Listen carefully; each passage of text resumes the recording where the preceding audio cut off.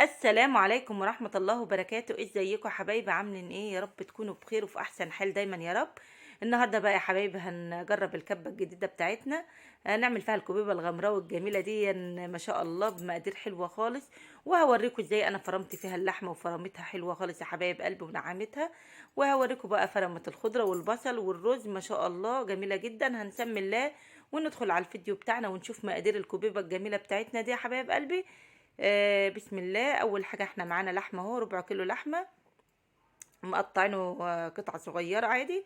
ومعانا كيلو الا ربع رز، ومعانا بقى فلفل اسود وكمون وسبع بهارات وشويه مرقه دجاج وملح. ومعانا خضره ومعانا بصل ومعانا توم. معانا انا فرمت شويه رز اهو في الكبه يا حبايب قلبي. الرز ده انا غسلاه حلو ومصفياه ونقعاه ومصفياه ما شاء الله ونشفته، وفرمنا الرز في الكبه. طبعا انت لو عايزاه خشن بتفرميه عادي في الكبه.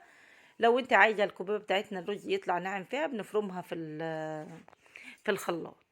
هنا بقى نزلنا باللحمه وهنبدا معاكم واحده واحده تشوفوا بقى الكبه الجميله في فرم اللحمه ما شاء الله. طلعتها معانا جميله جدا بجد. انا ندمت ان انا ما جبتش الكبه الجميله دي يا حبايب قلبي. يعني ما شاء الله اللحمه عندي شوفوا عملت ازاي، بسم الله ما شاء الله. اللهم صل على النبي على الجمال والحلاوه. طبعا احنا هنديها وش كده لحد ما تنعم كمان. والله يا حبايبي 5 ثواني ضربت حته اللحمه زي ما انتم شايفين ما شاء الله. طلعت جميله جدا. وهننزل بقى نشيل اللحمه وهنضرب بقى شوفوا الجمال والحلاوه. هنضرب بقى البصل بتاعنا، اللهم صل على النبي.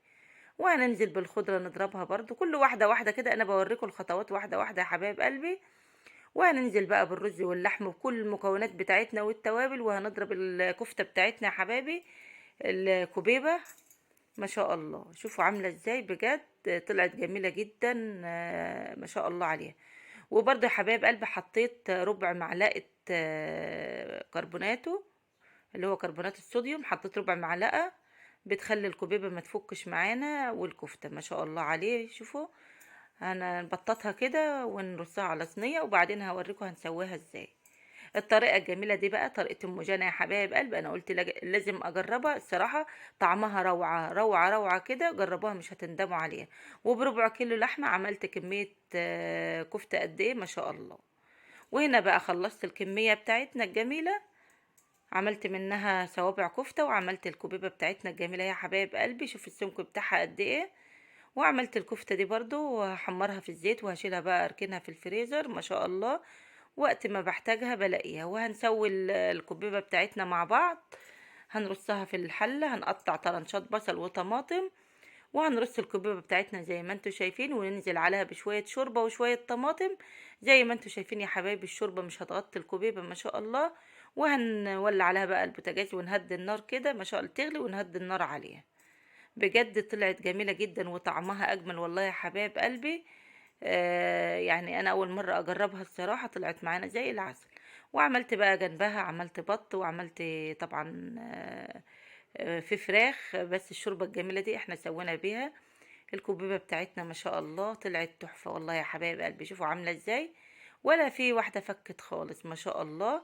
الكربونات يا حبايبي بتخلي الكفتة تدنها زي ما هي الكوبيبة، ما بتفكش ما شاء الله. شوفوا من تحت اهي عاملة ازاي، ولا واحدة فكت ما شاء الله عليها. وكان طعمها جميل جدا الصراحة. انا اول مرة اعملها بس يعني طعمها حلو خالص. والموضوع كله كيلو رز وربع كيلو لحمة، وبتطلع النتيجة معانا جميلة جميلة جميلة.